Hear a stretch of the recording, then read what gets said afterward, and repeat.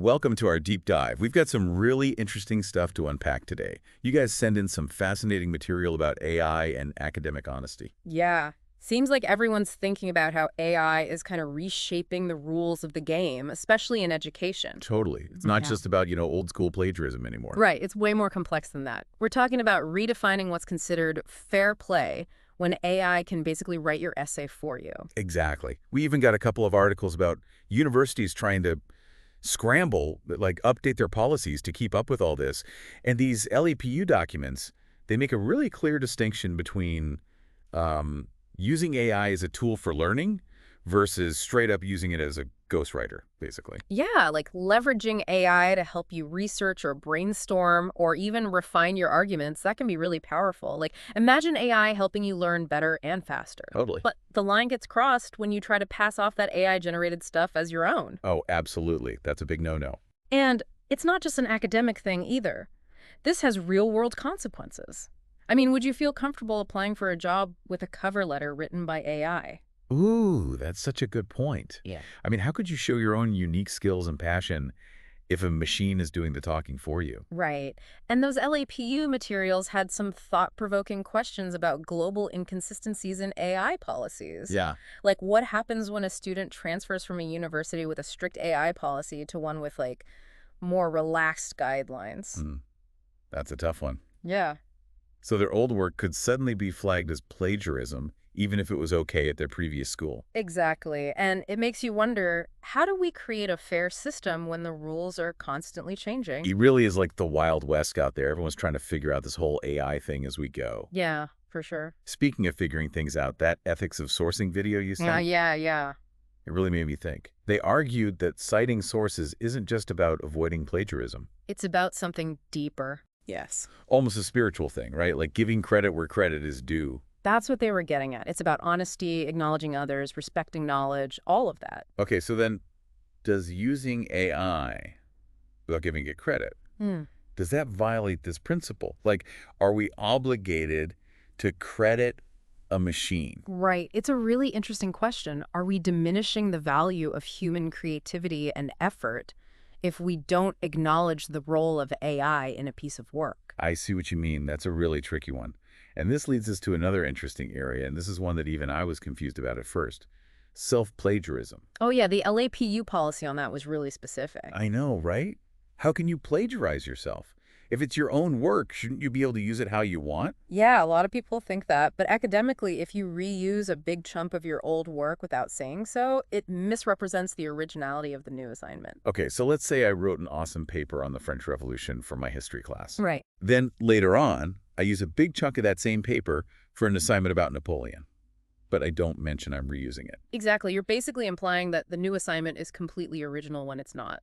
Ah, okay, that makes sense. So it's not really about the ownership of the words. It's about being honest about the effort and originality. Precisely. And that honesty is important in all sorts of fields, not just in school. Like, imagine a researcher presenting old data as brand new findings. That's a big deal. Whoa, yeah, that'd be a huge problem. So we've talked about how using AI to just generate work and pretending it's yours is wrong. But the question I think everyone's wondering is, can professors even tell if AI was used? You know, that's the million-dollar question right now, isn't it? Especially with how fast AI is advancing. AI detection is a cat and mouse game for sure. And it feels like it's getting harder to tell the difference, right? Yeah, I think the bigger focus needs to be on promoting ethical AI use from the start, rather than just trying to catch people after the fact. That makes sense. Education over punishment. We need to equip students with the knowledge and skills to use AI responsibly. Absolutely. Teach them how to use it ethically and effectively as a tool for learning and growth.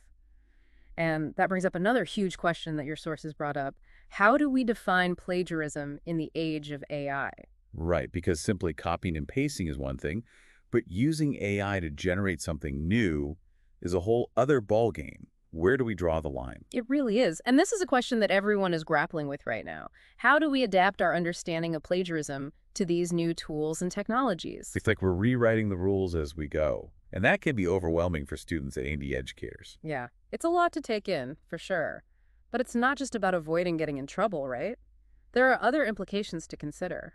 You mean like how relying too much on AI could actually harm students in the long run? Exactly. The LAPU documents actually touched on this. Yeah, it makes you wonder, like, are students really learning and developing critical thinking skills if they're constantly outsourcing their work to AI? Right. What happens when they encounter a problem that AI can't solve?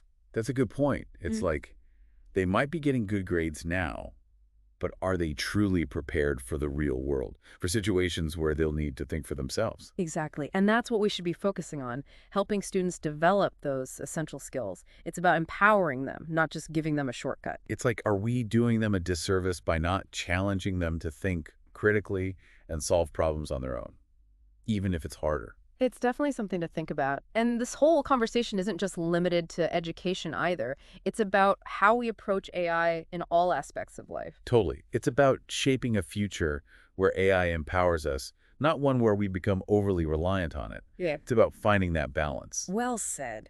This has been a really thought-provoking conversation. We've gone from the classroom to the frontiers of technology and ethics. There's a lot to unpack here, and I think it's important for everyone listening to take a moment to let all of this sink in. There's so much to consider. It really is. It's interesting, right? This whole AI and ethics thing, it's not just happening in schools, it's like everywhere. Yeah, you're right. Journalists, artists, even like software developers, they're all wrestling with the implications of AI. It feels like we're in this uncharted territory, you know? Totally. We've got this incredibly powerful tool, but we're still trying to figure out, like, the ground rules. Yeah, how to use it responsibly, ethically. Exactly. Yeah. And the crazy thing is, the rules are changing so fast.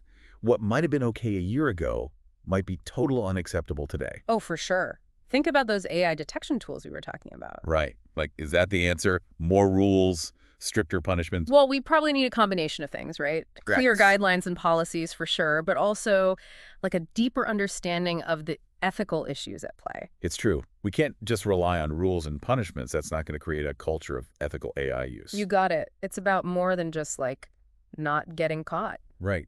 And it goes back to what you said earlier about education. Oh, yeah. Big time. We need to equip people with the knowledge and skills to use AI responsibly right from the start. Absolutely. Education is key, and not just in college either. Like, imagine if we started teaching kids about AI ethics in elementary school. Wow. Yeah. That's a great idea. Like, teach them not just how to use it, but how to use it responsibly. Yeah, to think critically about its impact, you know? To be discerning users and creators of AI. That's amazing. That's the goal, right? To Yeah. create a generation that's not afraid of AI, but understands it. Knows its power, but also its limitations. Exactly. And to use it for good, to benefit society as a whole. Okay, so we're talking about shifting from just consuming what AI produces to actively shaping how it's used. That's right. It's about recognizing that we have a role to play. We're not just passive bystanders in all of this. We have a say in how this technology develops. And that brings us to a really important question. What role will you play? The choices we make, both individually and together, they're going to have huge consequences. It's bigger than just academic integrity. It's about the kind of world we want to live in, the future we're building. Exactly. It really makes you think. This whole deep dive has been eye-opening, to say the least. It's clear this conversation is far from over. But before we get to our final thought for the listener, I'm curious, what are your biggest takeaways from all of this? For me, it's that technology is never neutral. Oh, that's good. It's a tool, and like any tool, it can be used for good or bad. It all comes down to us how we choose to use it. That's a powerful takeaway. It's not enough to just be impressed by AI. We need to engage with it responsibly. Couldn't agree more. And with that, I think we're ready to move on to our final thought, something to really leave our listeners pondering. All right, so we've really dug deep into this whole AI thing and how it's changing the game when it comes to academic honesty. But before we wrap up, we want to leave you with something to think about. Something that really stood out to me throughout all these articles and discussions is this emphasis on personal responsibility. Yeah. That's huge. We've talked about policies and tools and all that, but at the end of the day, it really boils down to the choices we make. It really does. Like with any powerful tool, there's a certain responsibility that comes with it. We can't just blindly rely on AI without considering the consequences, not just for ourselves, but for everyone. It's bigger than just like getting a good grade or not getting caught. Exactly. It's about recognizing that the choices we make, even the small ones, they contribute to shaping the world around us. And this deep dive It wasn't just about AI in the classroom. No, not at all. It was about the kind of future we're creating. A future where technology either empowers us or kind of takes over. So here's the question we want to leave you with. What role will you play in all of this? Will you be a passive consumer of AI, letting it make decisions for you, shaping your thoughts? Or will you be an active user? Someone who uses this technology with intention, awareness, a real commitment to doing the right thing. Will you take the easy way out, even if it means compromising your own values? Will you choose quick fixes, even if they, stunt your own growth and development?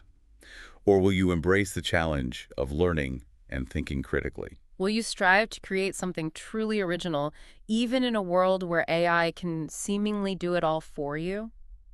Because these aren't just hypothetical questions, right? They're the questions that are going to define our future. Yeah, they really are. They'll determine whether AI becomes a force for good or just another way to repeat the same mistakes. The choice is ultimately yours.